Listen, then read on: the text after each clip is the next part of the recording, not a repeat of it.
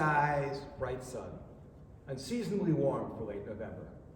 My buddies and I are cycling from our homes in New Jersey to Harriman Park in lower New York State, 50 miles round trip. We're almost home, just a few miles to go. I'm in a good place. I've built a rewarding career, my body is strong, and I'm looking forward to getting back to my wife Betsy and my 3 teenage daughters. Up ahead, an SUV is approaching. It starts drifting. A drowsy driver, the police report would say. All of a sudden, I look up. I see the SUV barreling at us. I'm thinking she's going to swerve back to her lane, right? But she doesn't swerve. She keeps coming. Hold your head up high, I think to myself. Protect your head. And that's the last thing I remember. My injuries were catastrophic. I flatlined twice, and no one thought I'd survive. In case you're wondering, I did. I woke weeks later from an induced coma only to learn that I was paralyzed. My body was broken, my Wall Street career was over. I didn't just lose mobility, I lost the future I believed in. More than 50 years ago, the world of finance relied on something called the gold standard. It was a system that pegged currency to the price of gold. It brought stability and trust, and it fueled economic growth.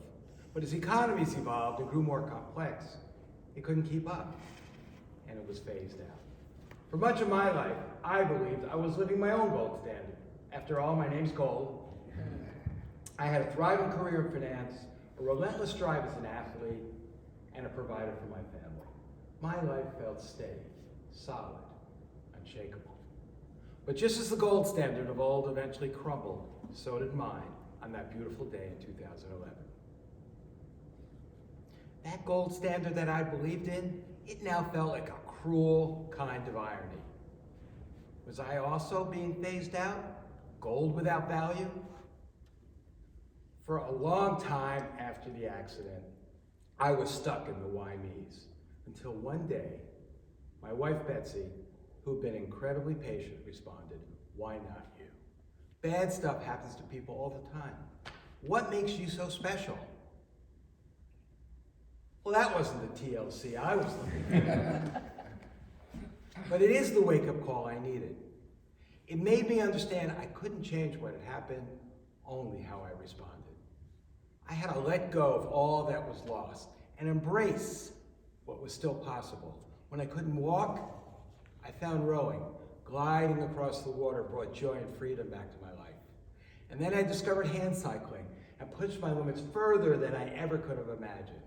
Professionally, Betsy and I created a new kind of home care company, Lean On We, and we've helped over 2,000 families find better, more affordable senior care solutions.